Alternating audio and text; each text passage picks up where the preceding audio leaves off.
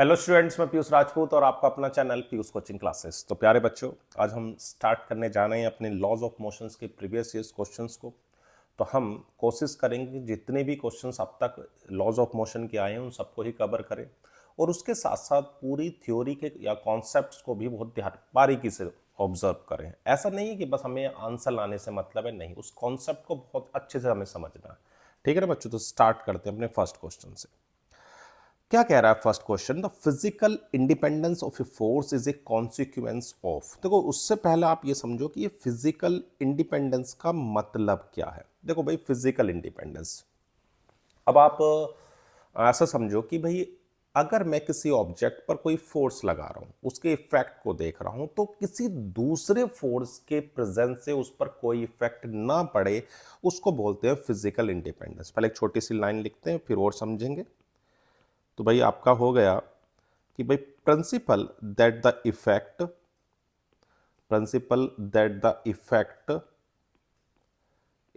of one force on an object is not affected by the presence of other force। ठीक, इतनी बात। चलो भाई, अब इसको मैं एक एग्जांपल से और समझाता हूं। तो प्यारे बच्चों, आपने प्रोजेक्टाइल मोशन तो पढ़ा ही है, ठीक है ना? क्या होता था प्रोजेक्टाइल मोशन में कि अगर हम किसी ऑब्जेक्ट को किसी एंगल पर इस तरह से हम प्रोजेक्ट कर रहे हैं, तो इसमें जो आपकी वेलोसिटी होती थी, आपने उसके दो कंपोनेंट किए थे। एक कंपोनेंट आपका हॉरिजॉन्टल था u cos थीटा, और दूसरा कंपोनेंट आपके पास था प्यारे बच्चों u sin थीटा। तो प्यारे बच्चों, जो आपका हॉरिजॉन्टल कंपोनेंट था, क्या वो बदला पूरे मोशन में? नहीं, ये वाला कंपोनेंट बिल्कुल नहीं बदला। चाहे आप इस पर ग्रेविटी का कितना भी इफेक्ट देख लो, ये फर्क नहीं हो रहा था, इस पर कोई चेंजेस नहीं हो रहे थे। सिर्फ बदल रहा था तो सिर्फ यू साइन थीटा। वो ओ से लेके पी तक तो घटा और फिर पी से ए तक बढ़ा था। याद आ रही? तो भाई ये कह सकता हूं कि हॉरिजॉन्टल मोशन वर्टिकल मोशन से पूरी तरीके से इंडिपेंडेंट है। अब कुछ बात समझ में आ रही है कि हम ये कह रहे हैं कि किसी भी फोर्स का अगर मैं इफेक्ट देख रहा हूं तो वो इंडिपेंडेंट है दूसरे फोर्स के प्रेजेंस से। और ऐसा ये आपके पास जो है द कॉन्सिक्वेंस का मतलब सिंपल सा होता है, आप रिजल्ट समझ सकते हो, परिणाम समझ सकते हो, नतीजा। तो वो आपका फर्स्ट लॉ ऑफ मोशन है। क्या कहता था फर्स्ट लॉ ऑफ मोशन?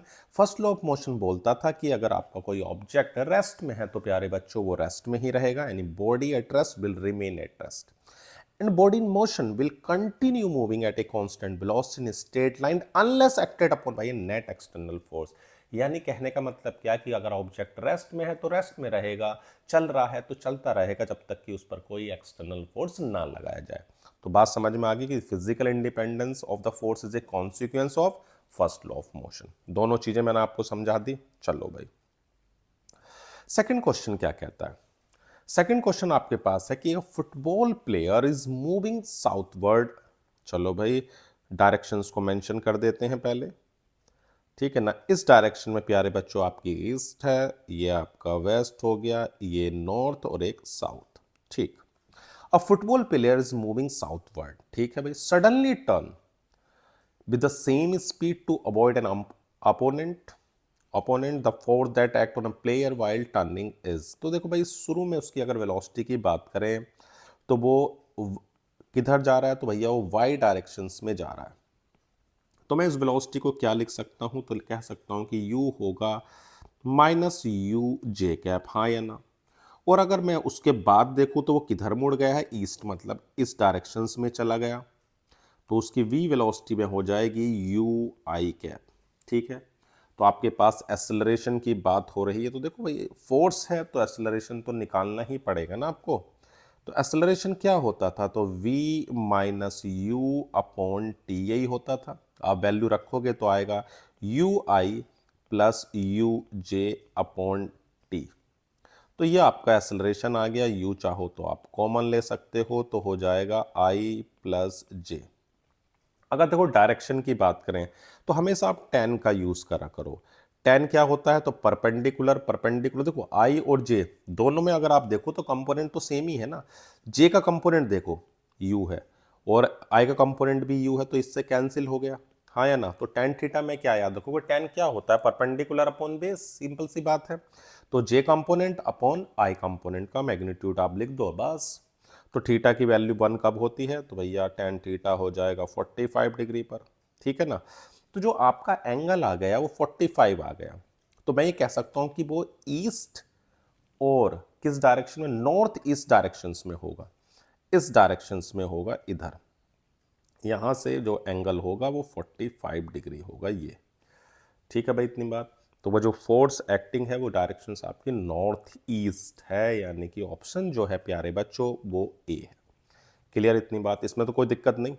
जब भी ऐसा क्वेश्चन आए तो आप tan थीटा को यूज करो, उसके जे कंपोनेंट को, जे का मैग्नीट्यूड देखो कि जे का है क्या, आप देखोगे तो u है, तो I में भी u है, दोनों सेम है, तो आपके पास एंगल हो गया 45। हमेशा उन दोनों के कंपोनेंट्स को ध्यान से देखो कि y में कितना है और x में कितना है, पक्का। चलो भाई, A ball of mass 0.15 kg is dropped from a height of 10 meters, strikes the ground and rebounds the same height, मतलब टकरा के सेम जा रही है। The magnitude of impulse imparted to the nearly, देखो बच्चों ऊपर से आपकी ऐसे कोई ऑब्जेक्ट आपने छोड़ा, यहाँ से यहाँ समझ लो कि एक बॉल गिरी गई है और वो बॉल नीचे आ रही है, ऐसे इस डायरेक्शन में ड्रॉप किया गया। ओके, जब वो यहाँ टकराएगी और देखो टकरा के जब वो वापस जा रही है वो उसी हाइट तक जा रही है, यानी कि दोनों केस में मोमेंटम सेम होगा। जो इनिशियल मोमेंटम होगा ना प्यारे बच्चों, वही आपका फाइनल मोमेंटम भी होगा, हाँ या ना। वो नहीं बदल रहा क्योंकि हाइट सेम है, हाइट थोड़ी ना बदल रही है। तो अगर मैं इनिशियल मोमेंटम की बात करता हूं तो देखो इनिशियल मोमेंटम कितना होगा, अगर इस डायरेक्शंस को देखें तो अब ये डायरेक्शन आपकी अपोजिट हो जाएगी ना वाई के, तो एक डायरेक्शन को तो प्यारे बच्चों आपको निगेटिव लेना ही पड़ेगा। तो मैं अगर P की बात करूं, इनिशियल मोमेंटम हो जाएगा माइनस एम इंटू बी और फाइनल मोमेंटम क्या हो जाएगा, m इंटू बी। अगर मैं क्या निकाल रहा हूं, चेंज, क्योंकि हमें निकालना है इम्पल्स, और इम्पल्स क्या होता है, तो impulse simple change in momentum होता है, याद रखना। देखो फॉर्मूला इम्पल्स, इम्पल्स क्या होता है, सिंपल चेंज इन मोमेंटम। देखो इम्पल्स होता क्या है, इम्पल्स का आपका मतलब था देखो फोर्स इनटू टाइम, कि अगर किसी भी ऑब्जेक्ट पर एक फोर्स आप लगा रहे हो बहुत ही शॉर्ट ड्यूरेशन की वजह से, एफ इंटू डेल्टा टी आपका इम्पल्स होता था ना, तो चेंज इन मोमेंटम है सिंपल, चेंज इन मोमेंटम, क्योंकि F into delta T change in momentum होता है। चेंज इन मोमेंटम कितना हो गया, फाइनल माइनस इनिशियल, तो M into V minus minus M B, तो ये 2 टाइम्स ऑफ एम बी हो गया सीधा सीधा। और देखो वेलोसिटी की अगर बात करें तो ऊपर तो रेस्ट से छोड़ी गई है तो u 0 है और नीचे मैंने v मान रखी, तो आप इस फॉर्मूले का यूज करो, v square plus you square plus 2gh से प्यारे बच्चों। तो v की वैल्यू क्या आ जाएगी, अंडर रूट 2gh, हाँ या ना। अब रख दो तो आपके पास हो जाएगा 2m अंडर रूट 2gh। अब देखो आपके पास मास कितना है, तो भैया मास तो 0.15 है, ठीक है भाई इतनी बात। और आपके पास g की वैल्यू है 10 और हाइट आपके पास है 10। तो ये तो आपका देखो कैलकुलेशन आप थोड़ी सी कर लो इसको, तो नीचे अंदर तो जाएगा रूट 200 हो गया और बाहर हो जाएगा आपका 0.30। चलो भाई देखो थोड़ी सी कैलकुलेशन आपको करनी पड़ेगी, तो 0.30 और अंदर हो गया 200। चाहो तो देखो आप ये 2 जीरो हैं, आप इसको ऐसे लिख लो, देखो और आसानी से मैं समझा देता हूँ, आप इसको 2 इंटू 100 लिख लो और 100 का रूट होता है 10, तो भैया बाहर 10 आ गया 10। और रूट 2 की वैल्यू तो आपको पता ही है 1.414 होती है, 1.4 ले लो, तो 3 हो जाएगा ये तो, और ये हो जाएगा 1.4, तो आ जाएगा 4.2 किलोग्राम मीटर पर सेकेंड, ठीक है ना बच्चों। थोड़ी कैलकुलेशन मेहनत आपको करनी पड़ेगी। तो कौन सा ऑप्शन हो गया, तो भैया ऑप्शन हो गया बी। कोई दिक्कत हो तो देखो आप बता दो, पक्का बढ़े आगे। चलो भाई अगला क्वेश्चन क्या कहता है, a conveyor belt is moving at a constant speed 2 meter per second, ठीक है। A box is gently dropped on it, a coefficient of friction okay mu is equal to 0.5, the distance that box will move relative in the belt before coming to rest on it। देखो बच्चों force of friction, आपको frictions के बारे में तो पता ही है क्या होता है फ्रिक्शन, तो मैंने आपको बता रखा है कि फ्रिक्शन और कुछ नहीं, एक सिंपल भूत की तरह है, ठीक है ना। वो हमेशा आपके रिलेटिव मोशन का अपोज करता है, यानी कि रिलेटिव मोशन समझ रहे हो, यानी कि अगर दो ऑब्जेक्ट के बीच में कोई भी रिलेटिव मोशन है तो उसका अपोज करता है, ना कि मोशन का। बात समझ में आ रही है, मोशन का नहीं करता, रिलेटिव मोशन का। और आपने फ्रिक्शन फोर्स का एक फॉर्मूला पढ़ा होगा, म्यू इनटू एन, एन जहां पर प्यारे बच्चों नॉर्मल रिएक्शन है mg।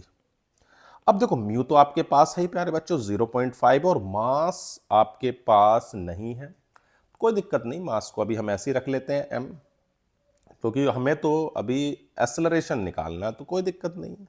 हमारे पास क्या होता है एक्सेलरेशन, एक्सेलरेशन होता है फोर्स अपॉन मास, तो वो तो कट जाएगा, कोई फर्क पड़ेगा नहीं, नहीं तो m से तो m कट गया, कोई दिक्कत नहीं है। म्यू हाँ हमें दिया हुआ है 0.5 और g भी दिया हुआ है, तो एक्सेलरेशन प्यारे बच्चों 5 मीटर पर सेकंड स्क्वायर हो गया।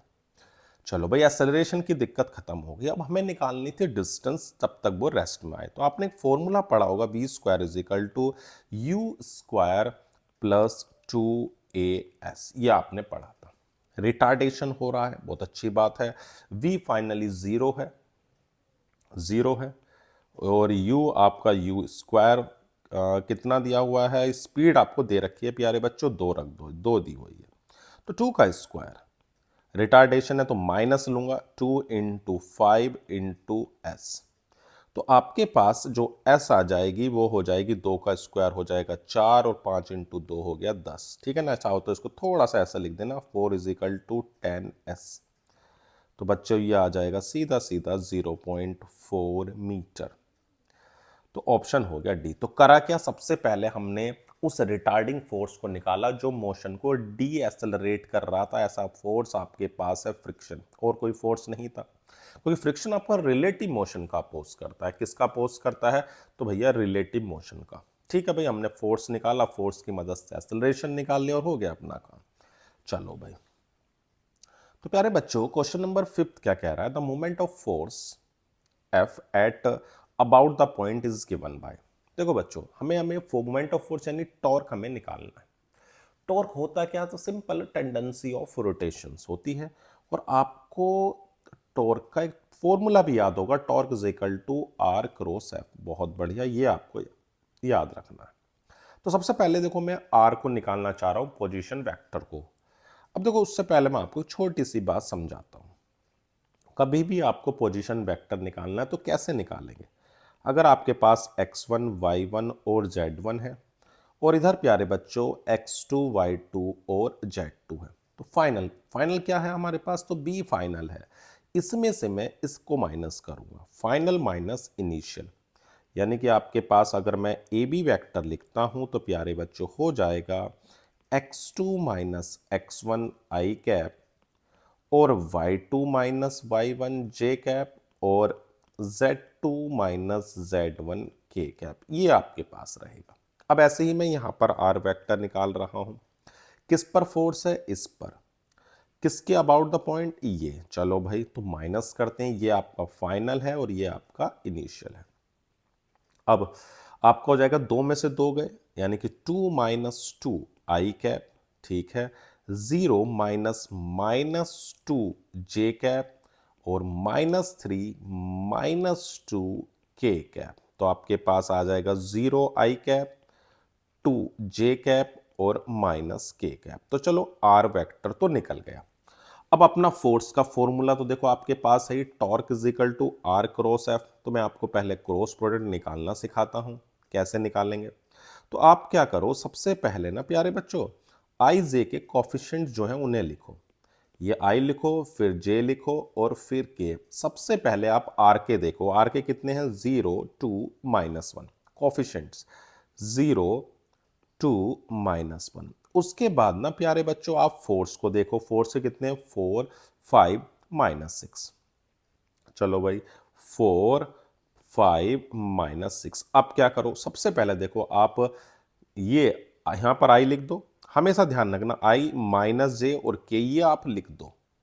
फिर आप उसके बाद ना प्यारे बच्चों, इसे तो आपने परमानेंट ढक दिया, अब आप फर्स्ट कॉलम को ढक दो। अब देखो आपको क्या नजर आ रहा है, आपको सिर्फ ये दो नजर आ रहे हैं, 2 -1 5 और -6, चलो भाई इसे लिख देते हैं 2 -1 5 -6, ठीक है इतनी बात। चलो अब आप ना दूसरे कॉलम को ढक दो, ये तो आप ढक ही चुके हो दूसरे कॉलम को, तो क्या नजर आ रहा है 0 -1 0 -1 4 -6। अब आप तीसरे कॉलम को ढक दो, ये तो आप ढक चुके हो, तो क्या नजर आ रहा है, तो आपको नजर आ रहा है 0 2 4 5।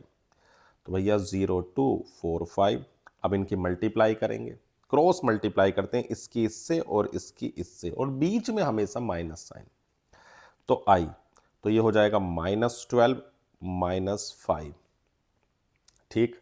अगला माइनस जे है तो हो जाएगा 0 -4, और अगला है के तो हो जाएगा 0 8। तो आपके पास कितना आ गया, तो ये आ गया माइनस का 7i कैप और माइनस का 4j कैप और माइनस का 8k कैप। तो ये आपका प्यारे बच्चों टॉर्क हो गया। उम्मीद है आपको बिल्कुल समझ में आया होगा। नहीं, चलो भाई ऑप्शन भी चेक कर लेते हैं। तो ऑप्शन के हिसाब से तो देखो आपका माइनस का कौन कौन सा 7i, -7i -4j और -8k, यानी कि डी ऑप्शन आपका इसमें है। क्लियर इतनी बात, कोई दिक्कत तो नहीं, पक्का। चलो भाई देखते हैं अगला क्वेश्चन क्या कहता है। कह रहा है the force F acting on a particle of mass m is indicated by the force time graph shown below. The change in momentum of the particle over the time interval from 0 to 8 second. देखो बच्चों graph किसके बीच में, graph से related questions बहुत आते हैं। सबसे पहले मैं फोर्स, देखो आपके पास फोर्स होता क्या था, simple rate of change in linear momentum होता था, F is equal to dp over dt, आपने पढ़ा है। अगर मैं इसे ऐसे लिख दूं dp is equal to F D T, और जब आप इसको फिर इंटीग्रेट करते थे, तो आप इसको ध्यान से देखो ये है क्या। तो अगर कभी आपको फोर्स टाइम ग्राफ दिया हो, फोर्स टाइम ग्राफ आप अगर आपके पास है, तो प्यारे बच्चों उसका एरिया, इसका एरिया ना आपको क्या देता है, तो चेंज इन मोमेंटम देता है। क्या देता है, चेंज इन मोमेंटम। याद रखना एकदम बढ़िया से, कभी भी फोर्स टाइम ग्राफ दिया हुआ है तो उसका एरिया आपको चेंज इन मोमेंटम देगा। दूसरी बात क्या याद रखोगे, जो भी ग्राफ आपका नीचे होगा उसे हमेशा उसके एरिया को माइनस लोगे। अब इसके एरिया की बात करता हूं। एक सिंपल ट्रायंगल है, ट्रायंगल का एरिया क्या होता है, half into base into height. Base कितना है तो 2, हाइट कितनी है तो 6, तो इसका एरिया हो जाएगा हाफ इंटू 2 इंटू 6, ये कैंसिल। इसके एरिया की बात करें तो बच्चों ये कितनी है, ये रेक्टेंगल है आपका, तो ये हो गया 2 और ये हो गया 3, तो 2 इंटू 3 हो गया 6। इसकी बात करूं तो भैया अरे बच्चों ये भी रेक्टेंगल है, तो ये आपका नीचे वाला कितना है, ये बेस है 4 और ये आपकी जो ब्रेड्थ है वो है 3, तो 4 इंटू 3 हो गया 12, ठीक। अब ऊपर वाले एरिया को प्लस करना है, नीचे वाले को माइनस करना है, तो ऊपर वाला एरिया है 6 प्लस 12 और नीचे वाला कितना है -6, तो आंसर हो गया आपके पास 12 न्यूटन इंटू सेकेंड। क्लियर इतनी बात, कोई दिक्कत तो नहीं है। देखो जब भी आपको फोर्स टाइम ग्राफ दिखाई देगा, आप तुरंत समझोगे अरे फोर्स टाइम ग्राफ का एरिया हमें देता है चेंज इन मोमेंटम। जो एरिया आपका नीचे है, उस जो भी ग्राफ आपका नीचे है उसके एरिया को आप माइनस लोगे और ऊपर वाले एरिया को प्लस, ये जरूर ध्यान रखना। क्लियर है बात, कोई दिक्कत हो बताओ, वरना तो भैया आगे बढ़ रहे हैं। कोई दिक्कत है जल्दी से बोलो, नहीं है चलो भाई आगे बढ़ते हैं। क्या कहता है अगला question.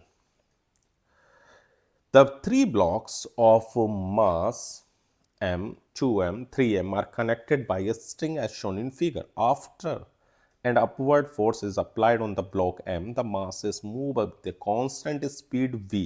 What is the net force on the block of mass 2m? देखो भाई जो आपके प्यारे बच्चों ब्लॉक मूव कर रहे हैं वो किससे मूव कर रहे हैं, कांस्टेंट स्पीड, इस पर फोकस करो। कांस्टेंट स्पीड, क्या इसका कोई एक्सेलरेशन होगा, नहीं। अगर स्पीड कांस्टेंट है, ध्यान रखना कांस्टेंट स्पीड है, अगर ये कांस्टेंट स्पीड आपकी है और डायरेक्शन तो इसकी ऊपर ही है, वो भी नहीं बदल रही है, तो आपकी जो वेलोसिटी है वो भी कांस्टेंट है, तो हम ये कह सकते हैं अगर स्पीड और ये आपकी कांस्टेंट है तो प्यारे बच्चों एक्सेलरेशन क्या होगा, 0। एक्सेलरेशन क्या होगा 0, और एक्सेलरेशन अगर 0 है तो फोर्स क्या होगा 0। बात क्लियर है, हाँ या ना? तो हम ये कह सकते हैं कि भैया हर ब्लॉक पर फोर्स 0 होगा। कोई दिक्कत हो बताओ, पढ़ें आगे? चलो भाई, तो ऑप्शन तो आप लगा सकते हो, 0 ऑप्शन है आपका, ठीक है ना? चलो भाई, a person holding a rifle, ठीक है, mass of person and rifle together is 100 kg, stands on a smooth surface and fire 10 shots horizontally in 5 seconds। ठीक है भाई, 10 shots horizontally कर रहा है कितनी देर में? 5 सेकंड में। each bullet has a mass of 10 gram with a muzzle velocity of 800 meter per second, the final velocity occurred by a person and average force। ठीक है भाई, देखो प्यारे बच्चों, सबसे पहले जब भी आपके पास ऐसे क्वेश्चंस आए कि अरे एक ऑब्जेक्ट था वो ब्लास्ट हो गया, इतने उसमें चला गया, उसका इतने क्या नाम उसके पार्ट्स हो गए, जब भी ऐसा है, या फिर कोई मोशन में है, कुछ चेंजेस हुए, दूसरी चीज में हो गया, तो आपको हमेशा कंजर्वेशन ऑफ लीनियर मोमेंटम का यूज करना हमेशा। तो अगर मैं इनिशियल मोमेंटम की बात करूं तो सब कुछ रेस्ट में है, कुछ मोशन में नहीं है, तो मैं ये कह सकता हूं ना प्यारे बच्चों कि जो इसका इनिशियल मोमेंटम है वो तो 0 ही होगा। क्यों होगा? क्योंकि कुछ है ही नहीं। इनिशियल मोमेंटम क्या होगा? 0। क्यों? क्योंकि भाई ना तो कुछ मोशन आपको राइफल का दिख रहा है, ना आदमी के, पर्सन किसी का नहीं है रेस्ट में। हाँ, फाइनल होगा, फाइनल मोमेंटम होगा। तो मैं अगर फाइनल मोमेंटम की बात करूं तो देखो क्या होगा, जो आपके पास क्या नाम, अगर आप देखो तो पहले जो मास था अगर मैं उसे m लेता हूं, बाद में कितने उसके फायर किया है उसने? 10। ठीक है भाई, और उसका जो मास है वो 10 kg है। तो मैं अगर ये मान लूँ कि n नंबर ऑफ शॉट्स हैं और एक बुलेट का मास स्मॉल m है और उसकी वेलोसिटी मैंने v1 ले ली, तो टोटल मास कैपिटल M था, उसमें से ये कम कर दोगे आप nm इंटू v2। बात समझ में आ रही क्या? ये इतने नंबर ऑफ शॉट्स हैं, जनरल में बना दे रहा हूं, और उस बुलेट का मास स्मॉल m है, टोटल मास m था उसमें से माइनस कर दिया। ठीक है, ये आपका फाइनल मोमेंटम हो गया। और आपने पढ़ा है by conservation of linear momentum, by conservation of linear momentum, conservation of linear momentum. ठीक है भाई, अब देखो, अगर मैं ये कहता हूं कि P initial is equal to P final, कोई एक्सटर्नल फोर्स तो है नहीं, तो अब इनिशियल मोमेंटम क्या है? तो भैया 0 है इनिशियल मोमेंटम, 0। फाइनल मोमेंटम आपके पास हो जाएगा N M v1 plus capital M minus small m, ये हो जाएगा v2। ठीक है भाई, कितने हैं आपके पास? तो 10। एक का मास कितना है? 10, लेकिन ग्राम में है, तो प्यारे बच्चों उसको 1000 से डिवाइड कर दो, और उसकी आपको वेलोसिटी दी हुई है 800। बहुत अच्छी बात है। टोटल मास आपके पास दिया हुआ है देखो 100 kg। ठीक है भाई, लिखेंगे 100 माइनस 10 इंटू 10 डिवाइड बाय 1000, और ये हो गया v2। अब देखो 3 जीरो तो आप इसके उड़ा दो, तो ये आपके पास सिंपल हो जाएगा 80, और ये भी आपके कितने उड़ जाएंगे भाई? 2 जीरो तो चले गए ना इसके, तो 1000 में से एक जाएगा, तो ये 999 डिवाइड बाय 10 v2। तो प्यारे बच्चों जो v2 आएगी वो आपकी -800 डिवाइड बाय 999, जो अप्रोक्स 0.8 मीटर पर सेकंड होगी। चलो भाई, v2 तो निकल गई। अब आगे क्या पूछता है? उसने पूछा था फाइनल वेलोसिटी, और अब पूछा है एवरेज फोर्स।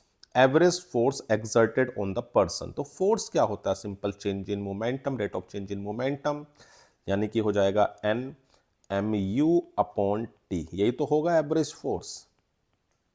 चलो, कहां से आया? तो मैंने बताया फोर्स होगा आपके पास momentum upon change, rate of change in momentum ही तो फोर्स होता है, सिंपल वही लिखा है। n आपके पास है 10, बुलेट का जो मास है वो भी 10 है, ग्राम में था तो किलोग्राम में बदल लिया, इंटू 800, टाइम आपको 5 सेकेंड है। तो भाई ये 2 जीरो और ये चले गए, तो आपके पास आ गया 80 डिवाइड बाई 5, यानी कि 16 न्यूटन। तो जो हमारे पास आंसर आया वो हो गया 0.8 मीटर पर सेकंड, और भैया 16 न्यूटन का फोर्स हो गया। इसमें तो कोई दिक्कत नहीं है इन ऑप्शन में। चलो भाई अब बढ़ते हैं, अपने चेक कर लेते हैं। तो भाई क्या ऐसा कोई ऑप्शन है? अरे नहीं भैया, इसमें तो अभी ऑप्शन ही नहीं है ऐसा। तो क्या हमने गलत करा? जी नहीं, इनके ऑप्शन ही गलत दिए गए हैं, ठीक है ना बात। तो अपना आंसर बिल्कुल सही है। क्या आंसर रहेगा? 0.8 मीटर पर सेकेंड और 16 न्यूटन का फोर्स है। चलो माइनस डायरेक्शंस आप लगा देना, ठीक है ना। बढ़े आगे।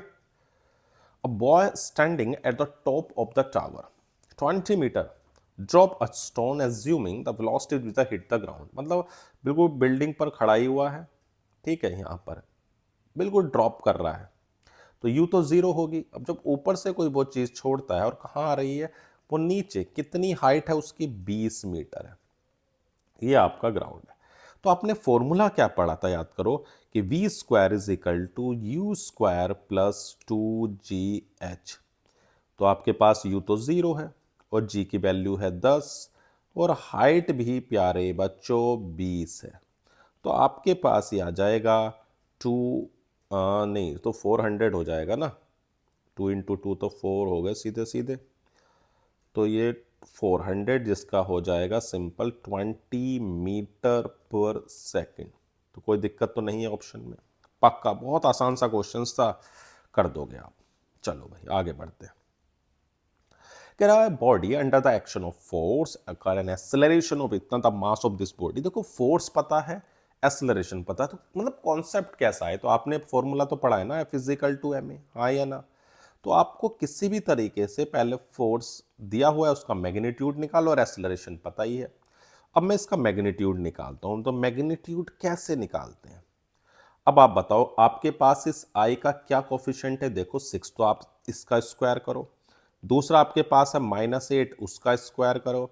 और फिर तीसरा के है तो उसके कोफिशिएंट हो गया 10। तो ये आपका आ जाएगा 36 प्लस 64 प्लस 100। ये आपके पास आ गया, ये आ जाएगा आपके पास 200। 200 मतलब 10√2। ये आपके पास फोर्स आ गया। अब मास निकाल सकते हो, हाँ जी, 10√2 डिवाइड बाय 1। तो भैया मास हो गया 10√2 kg। तो कोई ऑप्शन है 10√2 kg? जल्दी से बताओ 10√2 kg कोई है क्या भैया? हाँ है। तो डी ऑप्शन आपको नजर आ रहा है, हाँ या ना? 10√2 ये रहा आपके पास। कोई दिक्कत तो नहीं है, पक्का? देखो हो तो आप बता दो, वरना तो आगे बढ़ रहे हैं। तो प्यारे बच्चों क्वेश्चन नंबर 11 क्या कह रहा है?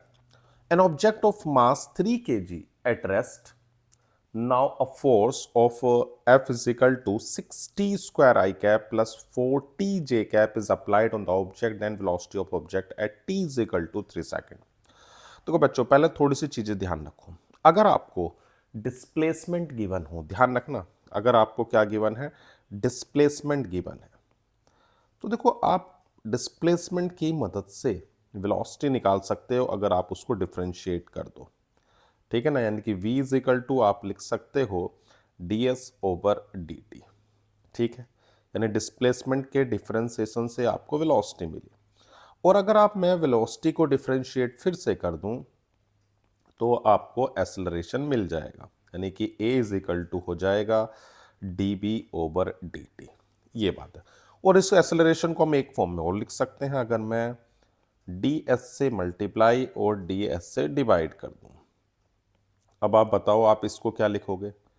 इस टर्म को क्या लिख सकते हो बताओ? तो वेलोसिटी लिख सकते हो। तो a इज इक्वल टू आ जाएगा v dB/ds। ये याद रखोगे। दूसरी बात क्या, अगर आपके पास एक्सेलरेशन है तो आप उसकी मदद से वेलोसिटी भी निकाल सकते हो, और अगर वेलोसिटी है तो आप उसकी मदद से डिस्प्लेसमेंट भी निकाल सकते हो। बस पहले हमने डिफरेंशिएशन किया था, अब इंटीग्रेशन करेंगे। कैसे भाई? देखो a इज इक्वल टू क्या था बताओ? dB/dt। तो आप इसको ऐसे नहीं लिख सकते dB is equal to a dt। Time पता होगा तो हम इंटीग्रेट करके वेलोसिटी निकाल सकते हैं। और अगर आपके पास प्यारे बच्चों क्या नाम वेलोसिटी है तो आप ऐसे लिख सकते हैं v is equal to ds/dt। तो आप डिस्प्लेसमेंट निकाल सकते हो इसके इंटीग्रेशन की मदद से। क्लियर है इतनी बात? तो देखो अगर एक भी चीज पता है तो आप उसकी मदद से दोनों बाकी की निकाल सकते हैं। अब क्वेश्चन पर आते हैं। क्वेश्चन में हमें फोर्स दिया हुआ है, तो देखो फोर्स की मदद से मैं सबसे पहले एक्सेलरेशन निकालूंगा। ठीक है भाई, फोर्स कितना है सबसे पहले प्यारे बच्चों, F इज इक्वल टू आपके पास है 60 square I cap 4 TJ cap. ठीक है इतनी बात। अब देखो F इज इक्वल टू होता क्या है, तो ma। ठीक है, ये आपके पास है, तो आप एक्सेलरेशन को क्या लिख सकते हो, dB/dt। ठीक है भाई, F/m। तो मास से आप इसे डिवाइड कर दो, तो 60 square I cap 4 TJ cap upon mass कितना है, तो भैया 3 kg। तो आपके पास जो dB आ जाएगा वो आ जाएगा 2T² आई कैप 4/3 TJ कैप। इसे आप सिंपल इंटीग्रेट कर सकते हो। जब टाइम आपके पास देखो 0 है तो उसने बोला है ये रेस्ट में है इनिशियली, लेकिन जब टाइम 3 सेकंड है तब मैंने वेलोसिटी को मान लिया v। तो v is equal to 2T³ upon 3, सही है, प्लस 4/3 T² बाई 2, इंटीग्रेशन कर दिया, i को i के साथ लिख दिया और j को j, लिमिट रख दी 0 से 3। चलो भाई अब रखेंगे तो 3 का स्क्वायर ये हो जाएगा आपका, यहाँ पर क्यूब है ना, तो 2 की क्यूब 3 की क्यूब कितनी होगी 27 डिवाइड बाई 3 हो जाएगा तुम्हारे पास 9 2 ज़ा 18। तो ये तो 18 आई कैप आ जाएगा। यहाँ रखेंगे तो 3 का स्क्वायर इस 2 से तो चाहो तो आप इसे काट दो, तो ये आपका 6 आ जाएगा। तो ये सिंपल आपकी क्या आ गई, वेलोसिटी आ गई 18 आई कैप प्लस 6 जे कैप। कोई दिक्कत तो नहीं है, क्लियर है ना बात। देखो अगर हमारे पास एक्सेलरेशन है तो हम बहुत आसानी से वेलोसिटी और डिस्प्लेसमेंट को निकाल सकते हैं, और अगर हमारे पास डिस्प्लेसमेंट है तो उसकी मदद से एक्सेलरेशन भी निकाल सकते हैं। कोई दिक्कत होनी नहीं चाहिए, क्लियर है बात। बढ़ें आगे, चलो भाई। A cricket catch a ball of mass of 150 gram in 0.1 second moving with the speed इतना, then he experience a force। देखो बच्चों आपने देखा होगा कि भाई देखो ये तो बात तो क्लियर है आपके पास कि फोर्स होता क्या है, तो फोर्स आपका rate of change in momentum है। मैंने आपको इम्पल्स के बारे में बताया था। देखो आपने अगर क्रिकेट मैच तो देखा ही होगा, उन क्रिकेट मैच में आपने क्रिकेटरों को इस तरह से अपने हाथ को पीछे ले जाते हुए देखा है या नहीं, बताओ। देखा होगा कि वो अपने हाथ को क्या करते हैं, पीछे ले जाते हैं। होता क्या है, वो कर क्या रहे हैं, देखो ये जो आपके पास बॉल आई ये उसने अपने हाथ में ली, हाथ को पीछे किया, पीछे ले जाने से उसने क्या करा, जो टाइम ड्यूरेशन था वो डेल्टा टी है उसको वो बढ़ा रहा, इंक्रीज कर रहा। ऐसा करने से होगा क्या, जो उसका मोमेंटम में जो चेंज है वो रिड्यूस होने लगेगा और वो फिर वो जीरो हो जाएगा। अगर वो अपने इस टाइम ड्यूरेशंस को ना बढ़ाए तो उससे क्या होगा, कैच छूट भी जाता है और उसके इंजरी होने के भी चांसेस होते हैं। इसलिए वो अपने हाथ को पीछे करते हैं ताकि टाइम को बढ़ा सकें और मोमेंटम को कम कर सकें। क्लियर है इतनी बात, बहुत अच्छी बात है। अब आगे बढ़ते हैं। देखो हमारे पास जो इम्पल्स है, मैंने आपको बताया था इम्पल्स का मतलब सिंपल चेंज इन मोमेंटम है। इम्पल्स का मतलब क्या है, सिंपल चेंज इन मोमेंटम। आपके पास था फिजिकल टू कितना था, rate of change in momentum था, यानी था mv/डेल्टा t आप लिख सकते हो। और जो यही तो है आपके पास, देखो इम्पल्स सिंपल सा इम्पल्स क्या था, f/डेल्टा t इम्पल्स था। या आप इसको ये भी तो लिख सकते थे ना, चेंज इन मोमेंटम, जैसी जरूरत पड़ेगी हम उस हिसाब से यूज करेंगे। ठीक है ना इतनी बात, इसमें तो कोई दिक्कत वाली बात नहीं है। ठीक है, तो F is equal to simple rate of change in momentum. क्या आपके पास मास है, हाँ है। क्या आपके पास टाइम ड्यूरेशन है, हाँ है। क्या आपके पास स्पीड है, हाँ है। तो भाई बताओ क्या दिक्कत है फिर आपको इस चीज़ों को रखने के लिए, बस ध्यान रखना यूनिट की। ये 150 ग्राम है तो आप इसको डिवाइड कर दो 1000 से ताकि ये किलोग्राम में बदल जाए। वेलोसिटी आपको 20 मीटर पर सेकंड दी हुई है प्यारे बच्चों, और टाइम दिया हुआ है 0.1। ठीक, इस पॉइंट को हटा के भी मैं ऊपर एक जीरो बढ़ा रहा हूं जिससे तीनों जीरो चले गए। ठीक है, तो आपका जो आंसर आ गया वो सिंपल 30 न्यूटन आ गया। क्लियर है इतनी बात, इसमें कोई दिक्कत वाली बात तो नहीं है, पक्का। बढ़ें आगे, चलो भाई देखते हैं अब अगला क्वेश्चन क्या कह रहा है।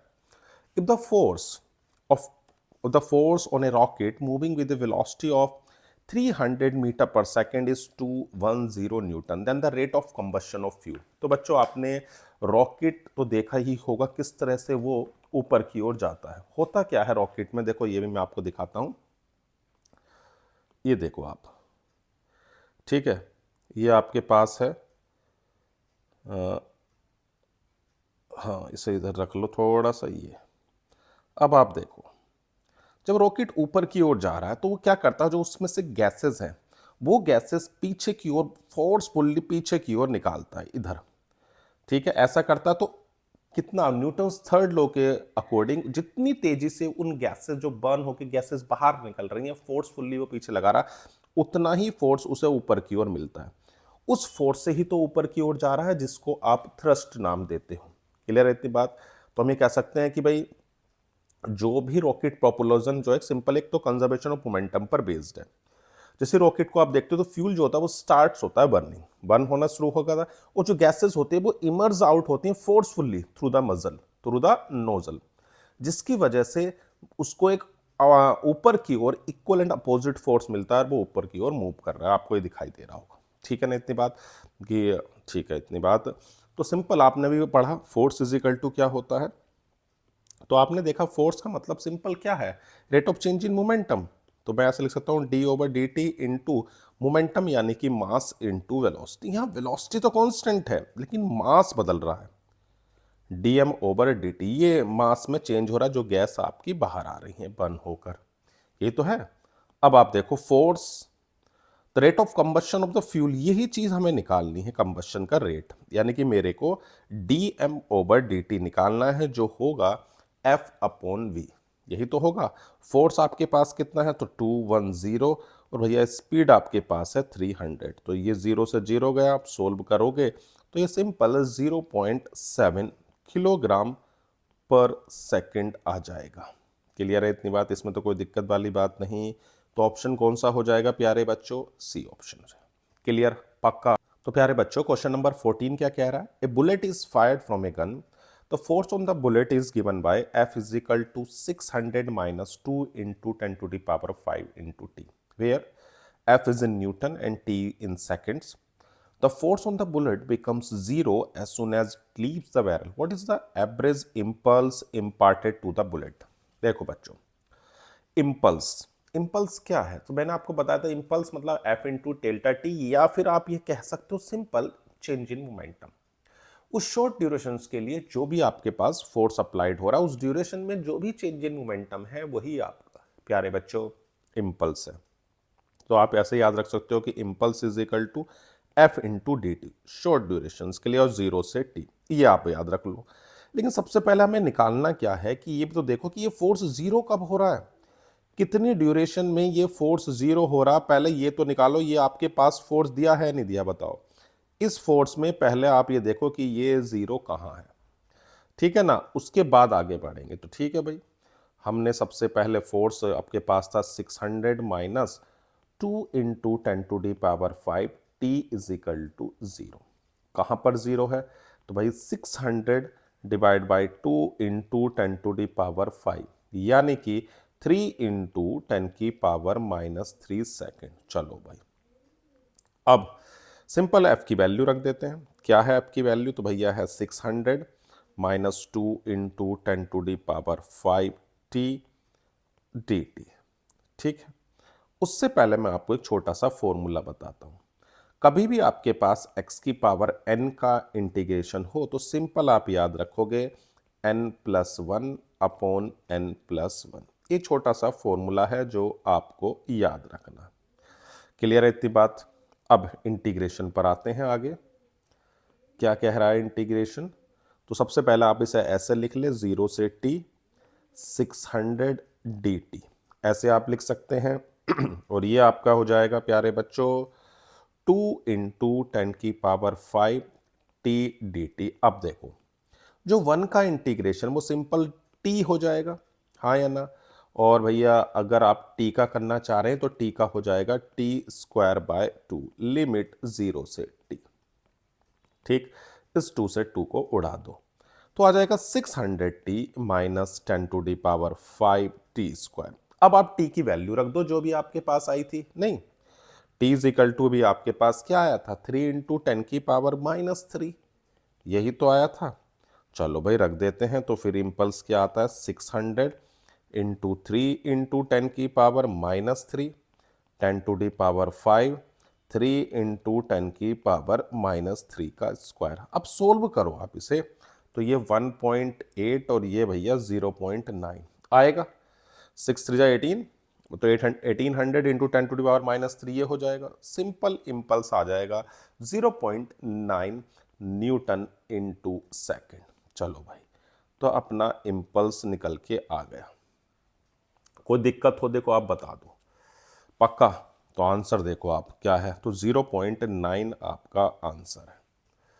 क्लियर? बढ़े आगे, चलो भाई क्या कहता है अगला।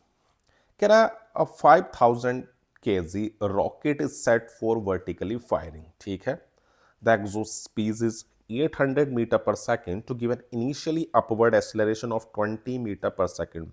The amount of gas ejected per second to supply the needed thrust will be. देखो बच्चों, जो आपके पास फोर्स होता है, थ्रस्ट होता है, वो होता कितना है? तो देखो नेट फोर्स जो होगा ना, हमेशा याद रखना, रॉकेट वाले केस में जो भी मैंने आपको बताया था, दोबारा से आपको दिखा दे रहा हूं मैं, जो रॉकेट वाला केस था ये, ठीक है ना, ये जो केस था प्यारे बच्चों ये, तो इसमें क्या है, जो आपका नेट फोर्स होगा ना, नेट फोर्स ऊपर की ओर जो नेट फोर्स होगा, ये जो ऊपर उसकी ओर नेट फोर्स लग रहा है, ये कितना होगा? तो एफ नेट जो होता है वो होता है, ये देखो थ्रस्ट फोर्स ऊपर लग रहा है, ये लग रहा नहीं लग रहा?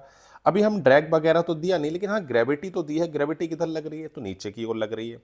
तो एफ थ्रस्ट आपका हो गया, फोर्स जो है आपका थ्रस्ट माइनस ग्रेविटेशनल फोर्स, ये हो जाएगा आपका वेट।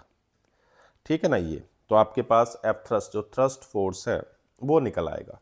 तो अगर मैं थ्रस्ट को निकालना चाहूं तो देखो थ्रस्ट होगा क्या? थ्रस्ट इज इक्वल टू होगा एफ नेट, यानी कि आपके पास कितना होता है, आपके पास जो क्या नाम नेट फोर्स है वो आपका होगा m इंटू ए, और वेट हो जाएगा m इंटू जी। इसको हम इधर लेंगे तो प्लस का हो गया, तो ये आपका हो जाएगा m सिंपल g प्लस ए, ये हो गया।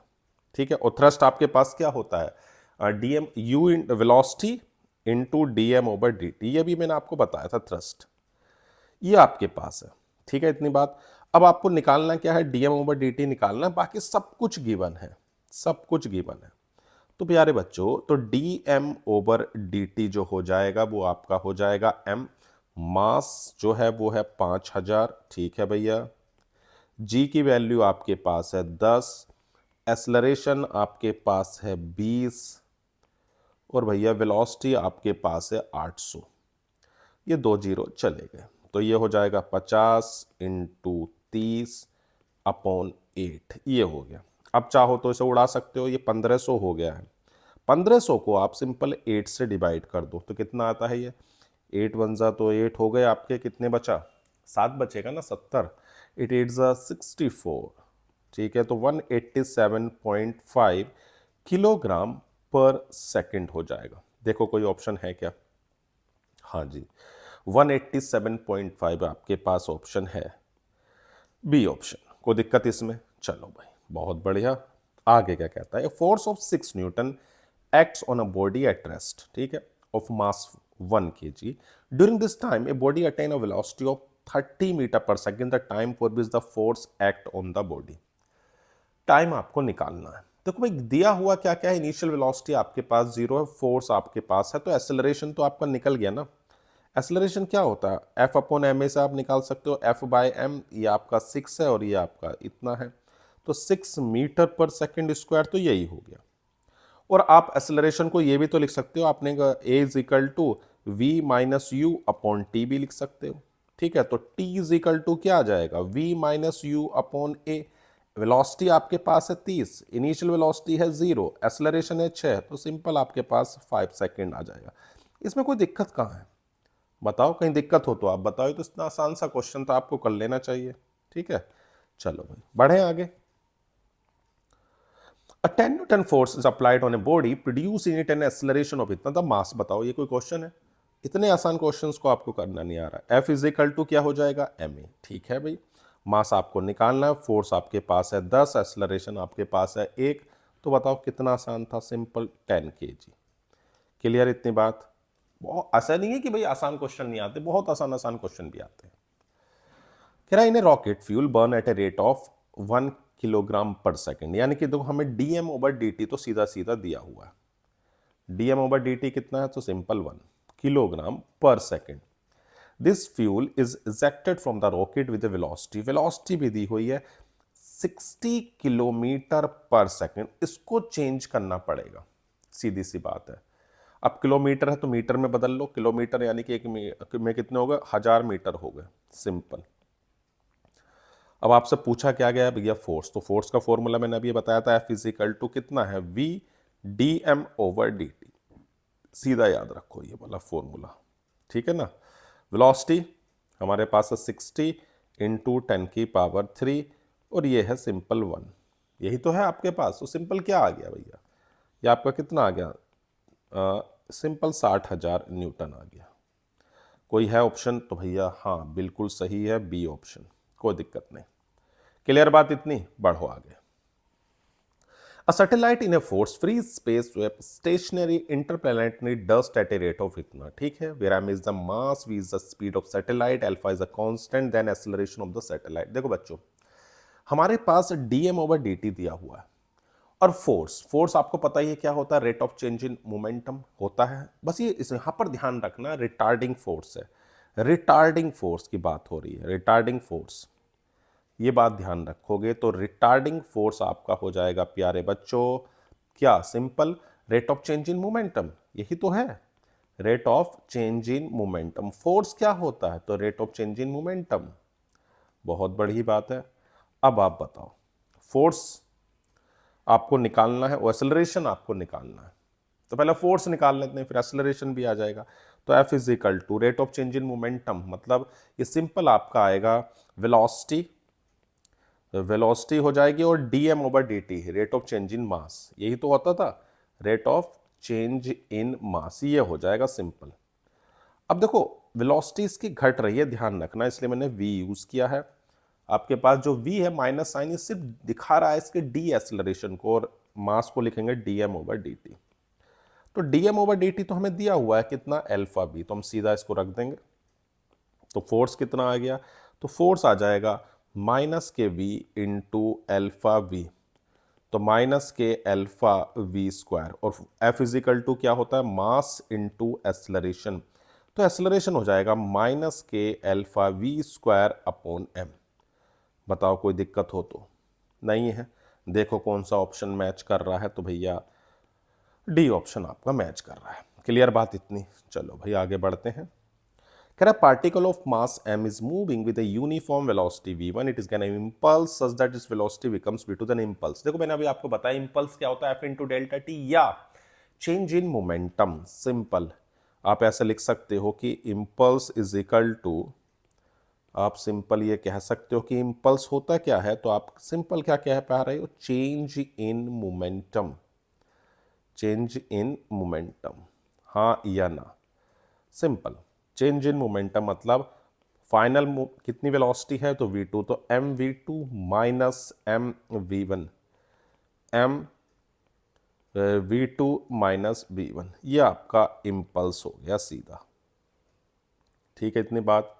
तो ये आपके पास आ गया mv2 माइनस v1। कोई है ऑप्शन, हाँ जी बिल्कुल है, डी ऑप्शन है, कोई दिक्कत नहीं है। चलो भाई, A 600 kg rocket is set for vertically firing. The exhaust speed इतना, mass of the gas ejected per second to supply the thrust needed to overcome the weight of the rocket। ठीक है भाई, जो अब थ्रस्ट है वो किस पे ओवरकम कर रहा है, उसके वेट पर।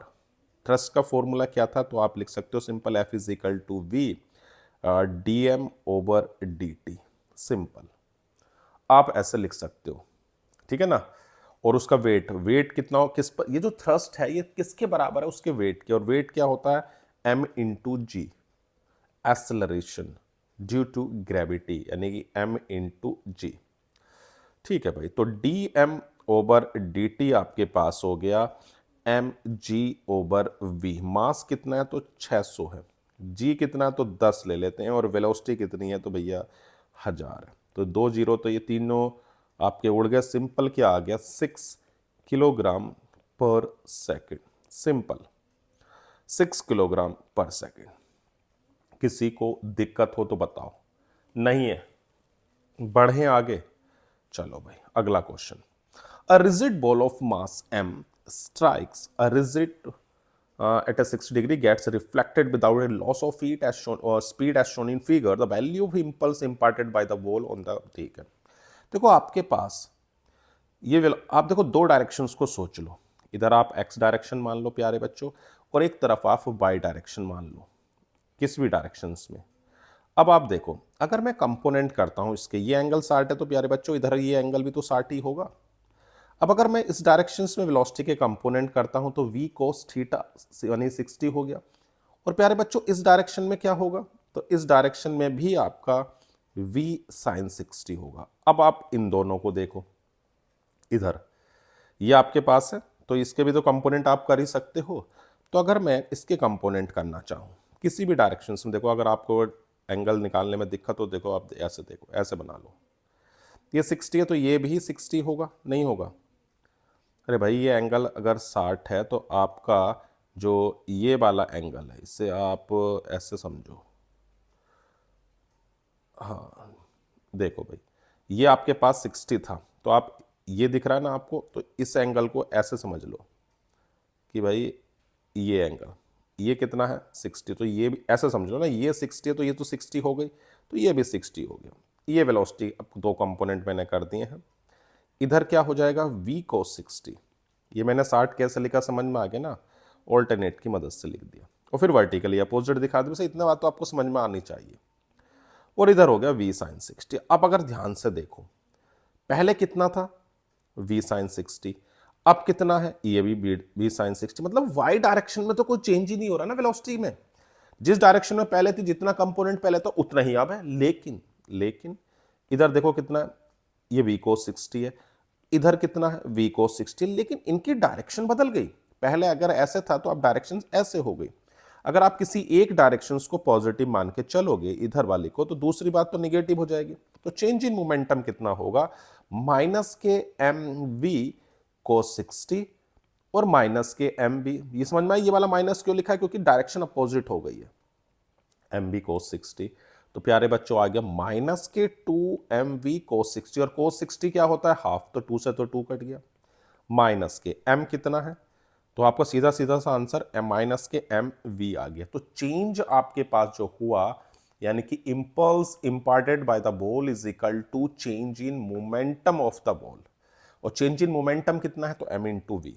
तो इंपल्स आप सीधा सा कह सकते हो, इंपल्स इज इक्वल टू आपका हो जाएगा चेंज इन मोमेंटम। तो चेंज कितने का हुआ बस ये बता दो, तो चेंज हुआ है एम बी का, माइनस साइन तो डायरेक्शन को शो कर रहा है, तो ये हो गया आपके पास m इंटू वी। तो कौन सा ऑप्शन आपको नजर आ रहा है, तो भैया ए। कोई दिक्कत तो नहीं है, तो चेंज इन मोमेंटम आप सीधा बोल पा रहे हो m इंटू वी, पक्का? कोई दिक्कत हो बताओ, बढ़े आगे, चलो भाई। A body of mass m hits normally a rigid ball with velocity v and bounce back with the same velocity. The impulse experiment by the body. देखो भाई ऐसे समझो, ये आपके पास एक दीवार हो गई, ठीक है, और इस पर आप किसी बॉडी को हिट कर रहे हो, हिट करते हो, इधर ये टकराएगी और टकरा के वापस जाएगी। दोनों में कोई भी वेलोसिटी में चेंज नहीं हो रहा। अगर v वेलोसिटी से गई थी तो v वेलोसिटी से वापस आ गई। तो अभी मैंने आपको बताया जब भी ऐसा हो तो मोमेंटम में चेंज, अगर एक डायरेक्शन को आप पॉजिटिव ले रहे हो तो फाइनल मोमेंटम हो गया माइनस के एम बी, यही तो होगा, और इनिशियल मोमेंटम कितना हो गया m इंटू वी। तो चेंज इन मोमेंटम कितना होगा, वही तो इंपल्स देता है। तो प्यारे बच्चों इंपल्स आपका सीधा सीधा हो जाएगा चेंज, चेंज इन मोमेंटम कितना है, अगर मैं माइनस चेंज की बात हो रही है तो डबल हो गया ना, माइनस साइन तो सिर्फ ये दिखा रहा है कि आपके पास शुरू में कितना मोमेंटम था एम बी, अब कितना मोमेंटम है माइनस के एम बी, तो डबल का चेंज हो गया आपका। ये तो हो गया M B minus minus M B, अगर आप करना चाह रहे हो तो आपको इंपल्स मिल रहा है 2mv। तो चेंज कितने का हुआ है, तो चेंज इन मोमेंटम आपका हो गया 2mv। कोई है ऐसा ऑप्शन, हाँ जी बिल्कुल है, कोई दिक्कत वाली बात नहीं, क्लियर बिल्कुल। कोई दिक्कत हो बताओ, बढ़े आगे, देखते हैं नेक्स्ट क्वेश्चन।